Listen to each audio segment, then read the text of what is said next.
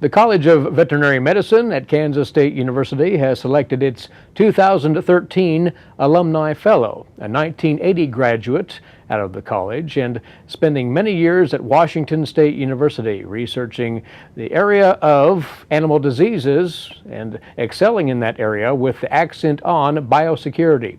Our guest is a native of Kansas, Dr. Terry McElwain. Terry, congratulations on this recognition, first of all. Thank you very much. I appreciate it. And you grew up where in Kansas, just to set the table here? I grew up in Hutchinson, Kansas, until I left to attend college and graduated from Hutch High in 1970.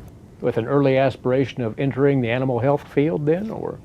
Interestingly, I first embarked on, in college at least, on an engineering major, and ended up changing to animal health at a later time, and actually to agriculture. Graduated in 1978, also from Kansas State, with a degree in agriculture. So what inspired the switch then?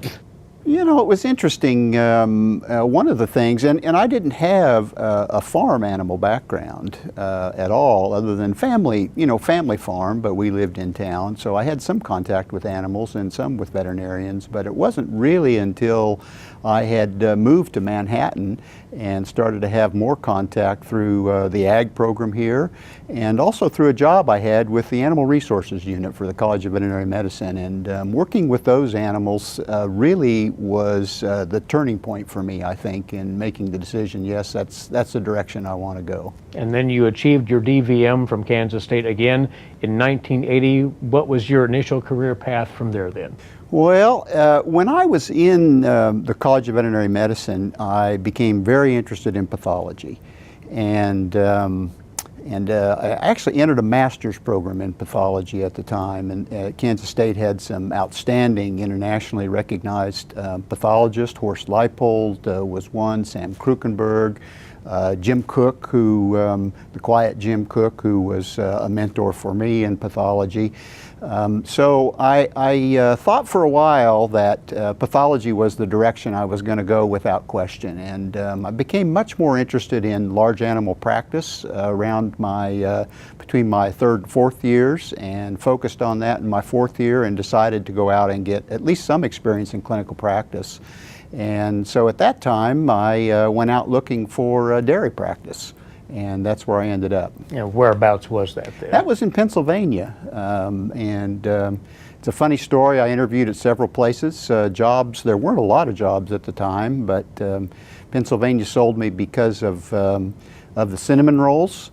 The cinnamon rolls that the fellow who owned the practice, who was a fantastic mentor for me, his wife cooked in the morning when you came down the stairs for breakfast, and I said, "This is the place I want to be if you can get these kind of cinnamon rolls." But no, truthfully, it was the kind of practice I wanted in Pennsylvania, with smaller dairies, family-owned dairies.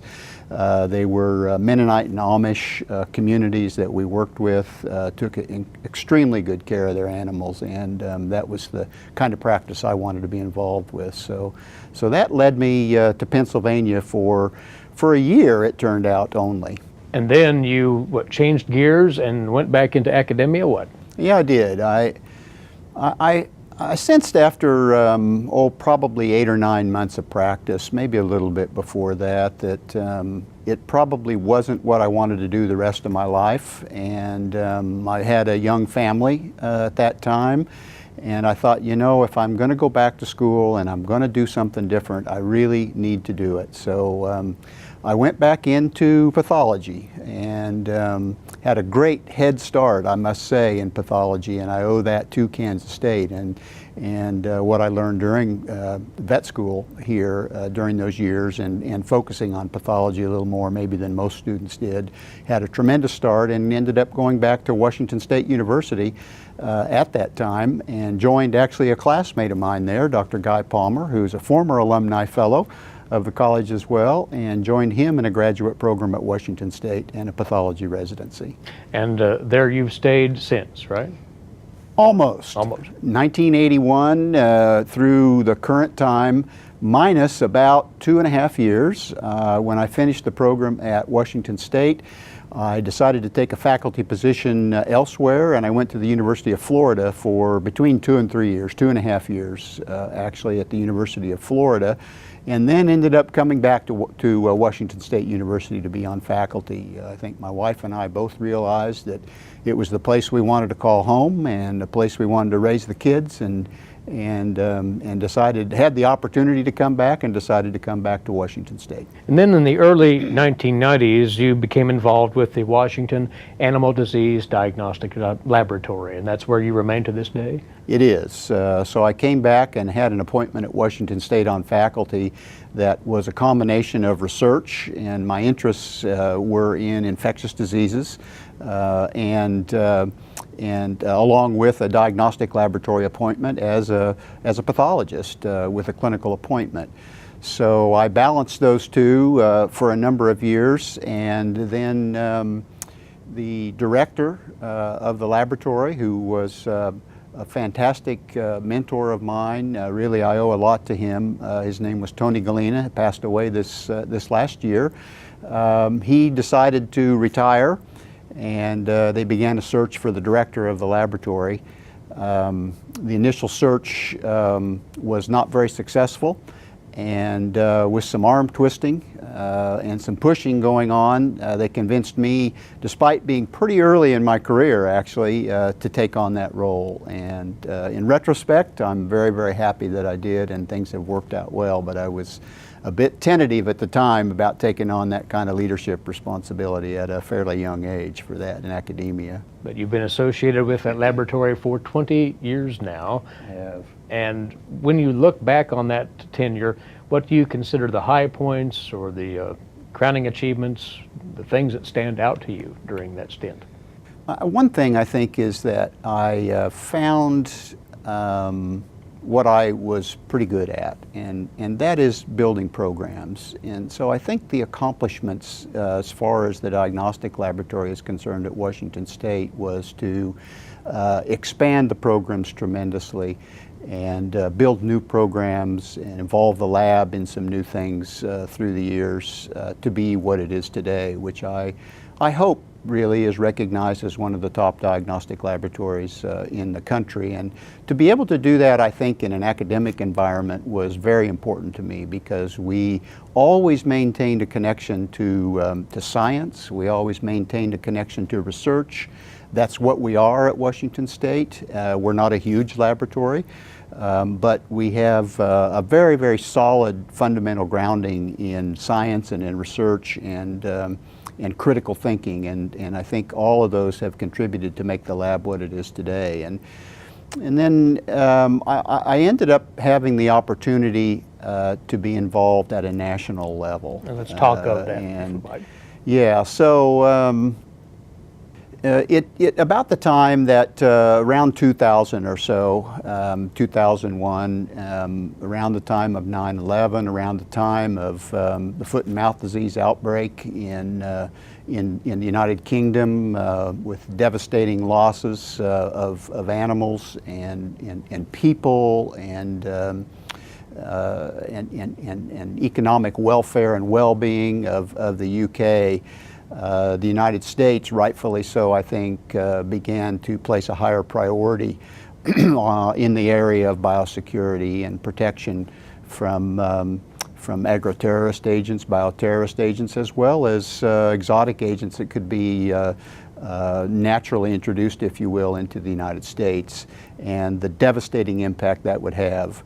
And I think then coupled with that was the recognition that laboratories and early onset of diagnosis and response were critical to reducing the losses that you see with those kinds of outbreaks. And so somewhat by serendipity at the time, I was also on the leadership track in our national association, the American Association of Veterinary Laboratory Diagnosticians, and it kind of all came together at that time to put me in a position to represent our diagnostic laboratories nationally in Washington, D.C., and we ended up being able to put together, along with colleagues at USDA, the National Animal Health Laboratory Network. And that network thrives to this day, and it's making great inroads in prevention, protection of potential biosecurity breaches, if you will, in the animal kingdom? Absolutely, and we celebrated the first decade of existence of the National Animal Health Laboratory Network last year, and I think it's a tremendous accomplishment for our country. There really is no other laboratory network like it in the world. And the United States should be very proud of that network, and it's something I was so fortunate to be involved with, and had somewhat of a leadership role in as well. But had a lot of other people, a lot of other colleagues in USDA and around the country that were involved in the development of that network as well. And it's grown from 12 laboratories in 2002 to, I think the current count is 58 laboratories now in the United States, animal health laboratories involved in the National Animal Health Laboratory Network. And this networking has allowed for great advances in biosecurity, one presumes. What comes to mind when you think of that? Well, I think, you know, we had some founding principles for the network, and we stuck to those. We stuck to our guns throughout the development and growth of the network. And so some of those were, you know, rather pedantic probably with regard to having validated assays, having standardization across the country, having a communication system that allowed us to make reporting easy and fast. And so, you know, some of it, I think the success is attributed to that. To me, it's a fundamental principle that the quicker you can establish a reliable diagnosis, the better. And those of us who work in the state laboratories had recognized for a long time that there is an inevitable time lag that takes place between an potential event being recognized in the field and establishing a diagnosis, and that one of the ways that we could reduce that time period of the time lapse between those two events was to have the capability and capacity to make that at least initial presumptive diagnosis in our state laboratories. It can happen very, very quickly. And that reduction in time right there to taking action in the face of an outbreak is absolutely critical to containing it and reducing the losses from it. And that was one of the first things that we were able to accomplish. Prior to that, there was no testing for foreign animal diseases that could take place in state laboratories. So that capacity and capability and authorization now exists across the country.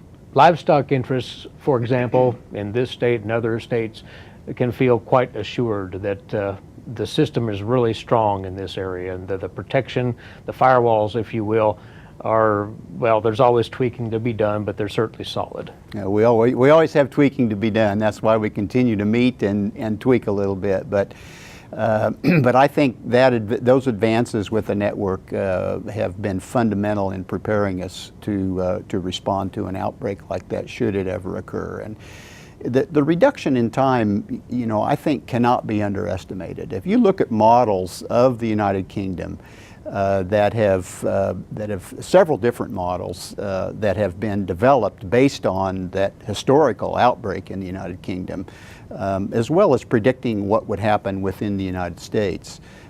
Some of those estimates would say that every hour of delay in diagnosis results in an additional $10 million of loss, every hour of delay. And that's just phenomenal to think about, really. So I think the livestock industry can feel a lot better about it. Are we where we should be? We're not where we should be. We still have a ways to go, and we probably always will. We can set our goals high, but we've made a lot of inroads into that in cutting that time lapse and saving a lot of lives and dollars in the future. And that does naturally bring to light, and sensible enough as we sit here on the Kansas State University campus, the new facility, which is still online. It all appears to be moving forward, and that is the National Bio and Agro Defense Facility, expected to be constructed in Manhattan, depending on how things fall into place here. You were on the pre-project analysis process, if you will, for NBAF.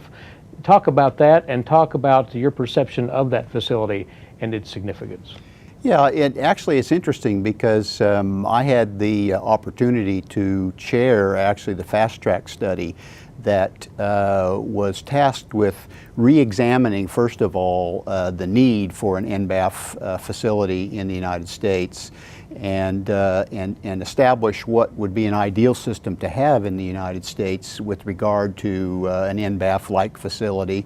And then to look at some options that might be available to potentially reduce the cost of it, because the overall cost and the growth of that, partly due to the delays in funding of NBAF, but regardless of the reason, the cost of it is pretty high. So we did that fast track study, actually with gathering the data and writing an initial draft report in about 6 weeks. Some of the hardest work I've ever done in my entire career, actually. But you know, one of the things that we revisited and looked at and reestablished first off was the absolute need that we have for an NBAF-like facility, or NBAF. And one of the options that we were presented with by the Department of Homeland Security to consider was, can we continue to use the Plum Island facility and then utilize some facilities outside the United States for part of the work that really needs to be done. And we came to the conclusion pretty early on with that option that that just is not feasible. And a country like the United States deserves to have and needs to have an NBAF to handle safely and securely some of the most contagious agents that we know of. And so that was one of the first findings of the committee early on. And then it was a matter of saying, okay, we need this. And the decisions have been made about where it's going to be located. There's been a lot of security studies. What about these options?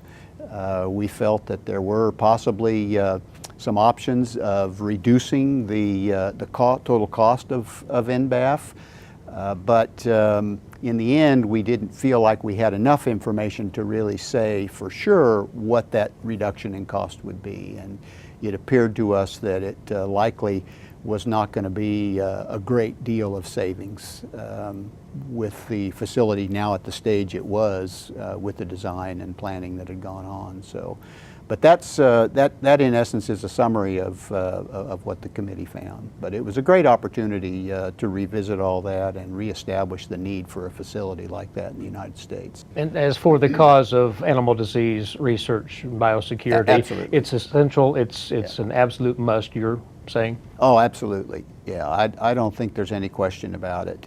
We cannot continue with Plum Island. It's an aging infrastructure. It will just cost more and more and more. I will say, however, that in the time period before we are able to get an NBAF built, maintaining Plum Island is absolutely essential. Our country has to have something to work in a federal laboratory of that sort.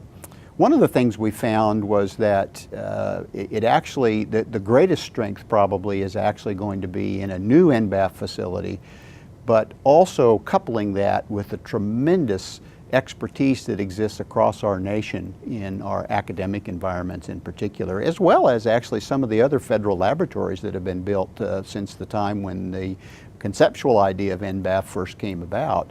And it's really that coupling of expertise of NBAF and the facility and the people that would be there with expertise across the country that's going to give us the greatest gains, I think, in the future. Well, there's so much we could talk about, Terry, but let's close by asking you for your response upon being named Alumni Fellow 2013 by your alma mater, the College of Veterinary Medicine. How do you perceive this recognition? Makes me feel old, for one thing. Thinking back to 1980 and graduating, and but seriously, no, it's you know, it's a tremendous honor. I've been at another university now for a long time, really since, as you said, 1981, minus a couple years, and I've heard from students that that I've taught, you know, years and years ago, and the importance that that they now at least attach to their alma mater. And I think it's only in retrospect that when you look back on that, that you understand what kind of profound influence your university, your first university, had on your career and on your development as a person. I had a tremendous education at Kansas State University, and as I mentioned earlier, you know, I owe my interests and I think some of the successes I've had in pathology, at least, to some mentors that I had here early on. And you know, your professional, your time in professional school is just this unbelievable growth, intellectual growth and knowledge growth to prepare you to be a professional. And Kansas State just does a tremendous job of that. And so to be honored by the College of Veterinary Medicine and the university that gave me that start in my profession is just tremendous. I'm very humbled by it and very honored by it. Well, congratulations to you. Well deserved. Keep up the very good work at Washington State. Thank you. And thank you for sharing a few thoughts right here. You're welcome. He is a 1980 graduate of the College of Veterinary Medicine and the longtime director of the Washington Animal Disease Diagnostic Laboratory at Washington State University, Terry McElwain, Alumni Fellow for the College of Veterinary Medicine 2013.